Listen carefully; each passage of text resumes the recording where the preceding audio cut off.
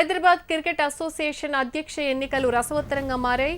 మాజీ cricketer Azharuddin president పదవికి పోటీ చేయాలని ప్రయత్నాలు చేస్తున్నట్లు తెలుస్తోంది. అధ్యక్ష పదవికి నామినేషన్ వేసేందుకు సిద్ధమవుతున్నారు. ఈ నెల 11న హెచ్సీఏ అధ్యక్ష పదవికి ఎన్నికలు జరగనున్నాయి. రేపటితో నామినేషన్కు గడువు ముగియనుండటంతో మాజీ క్రికెటర్స్ హెచ్సీఏ సభ్యులతో సంప్రదింపులు జరుపుతున్నారు.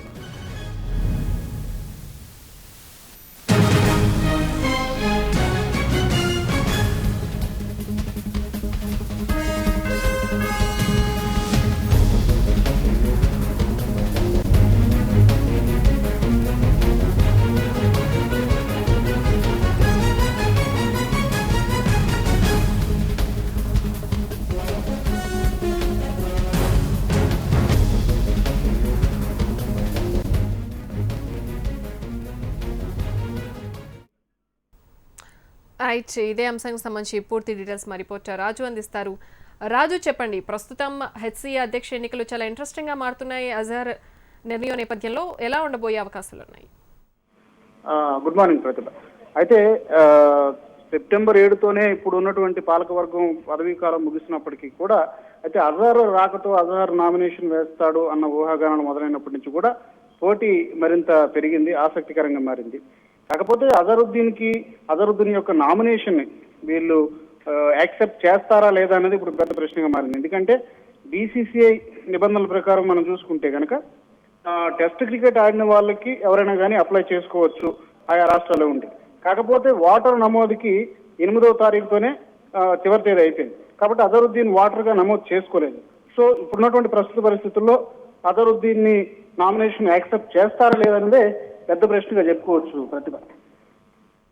అయితే ఓటర్గా నమోదు చేసుకోవాలి అన్న విషయం అజర్కు తెలియదా, లేకపోతే అంటే ఏంటి ఈ కమ్యూనికేషన్ గ్యాప్ ఎందుకు వచ్చింది, లేకుంటే సడన్ గా తీసుకున్న నిర్ణయంగా అనుకోవచ్చు?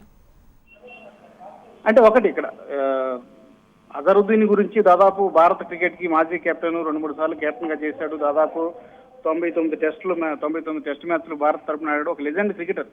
కాకపోతే అతనికి ఒక కాంట్రవర్సీ కూడా ఉంది. ఎందుకంటే అజరుద్దీన్ మీద జీవితకాల నిషేధం విధించింది బీసీసీఐ. అయితే ఆ నిషేధం సుప్రీంకోర్టు ఎత్తేసినప్పటికీ కూడా బీసీసీఐ మాత్రం అతని మీద ఎప్పటికీ కూడా నిషేధం అలాగనే ఉంది. సో బీసీసీఐనే ఇప్పుడు ఈ ఎన్నికలు బీసీసీ అండర్లోకి మొత్తం ఈ క్రికెటింగ్ బాడీస్ అన్ని వస్తాయి. కాబట్టి మరి అతని అప్లికేషన్ యాక్సెప్ట్ చేస్తారా లేదనేది అజరుద్దీన్ ఖచ్చితంగా నియమం తెలుసు. ఎందుకంటే ఓటర్ అయిన వాడు మాత్రం మొత్తం 216 క్లబ్బులు ఉన్నాయి. ఈ 216 క్లబ్బుల్లో కూడా దాదాపు ఇప్పటి వరకు ఒక 60 అప్లికేషన్లు అయితే 60 మంది అయితే అప్లికేషన్ నమోదు చేశారు. అందులో వివిధ క్లబ్బుల నుంచి వచ్చిన వాళ్ళు ఉన్నారు.